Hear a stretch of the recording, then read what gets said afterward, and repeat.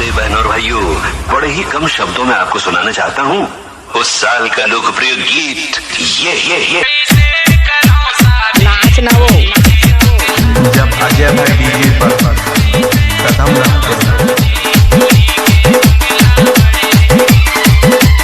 अपने क्या अपने उसे पानी निकालना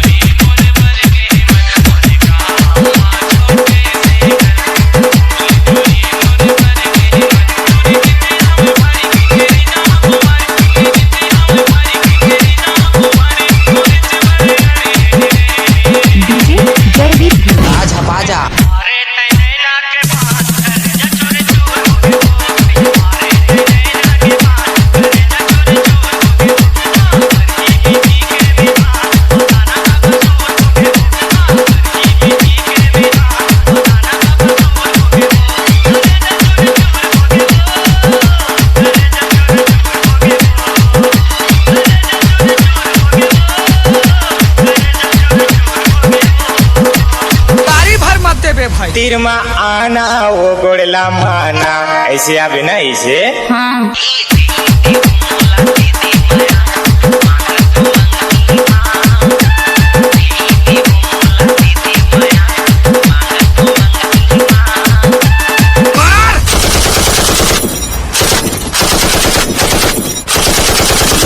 Are you ready?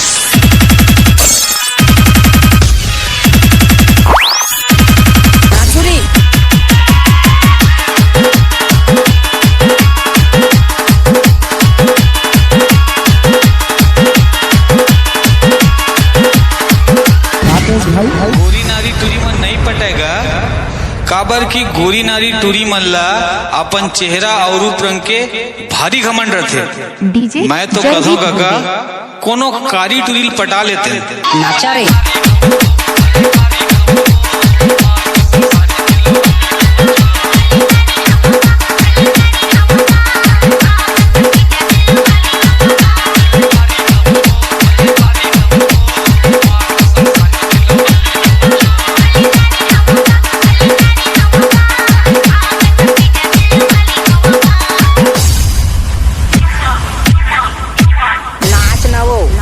DJ Jaydeep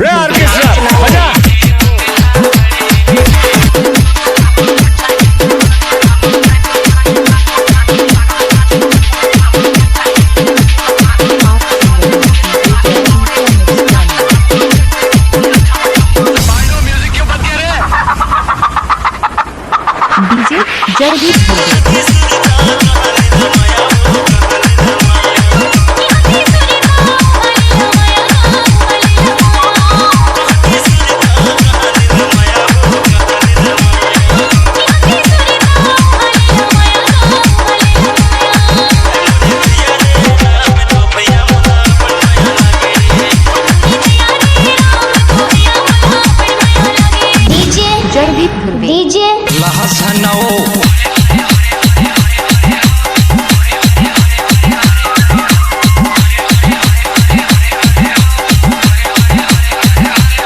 नाचुरी